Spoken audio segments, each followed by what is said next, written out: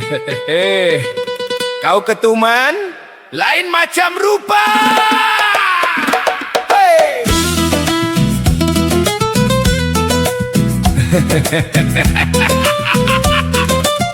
Yeah. Dah lama tak jumpa, apa kabar kawan? Dah bersarani tanam jagung ke di taman. Dulu rambut hitam, sekarang putih macam awan. Jalan pun dah perlahan, tak boleh lagi nak lawan. Cucu aku men, memang semua lasak-lasak. Melompat sana sini, sampai pinggang aku retak. Atuhnya dah penat, rasa kepala nak meledak. Nak kejar pun tak larat, nafas pun mula sesak.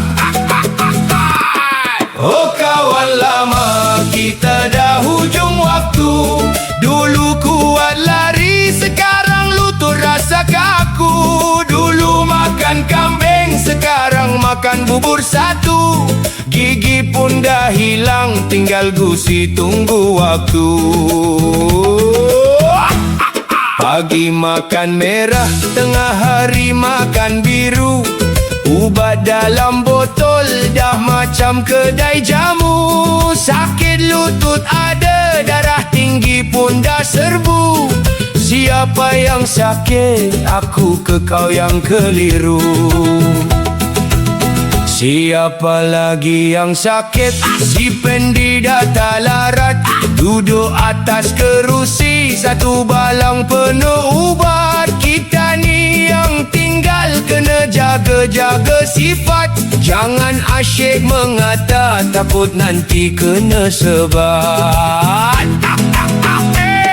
Bila ingat mati, hati rasa berdebar. Kawan-kawan sebaya, ramai dah masuk kubur. Amal belum banyak, dosa masih berkibar.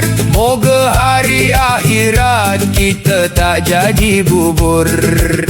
Dah men, aku nak balik makan ubat.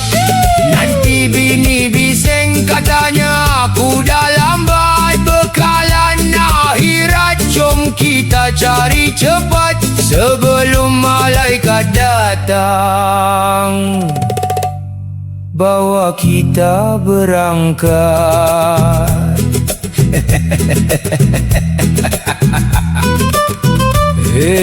Ubat aku mana men? Aku dah makan tadi ke?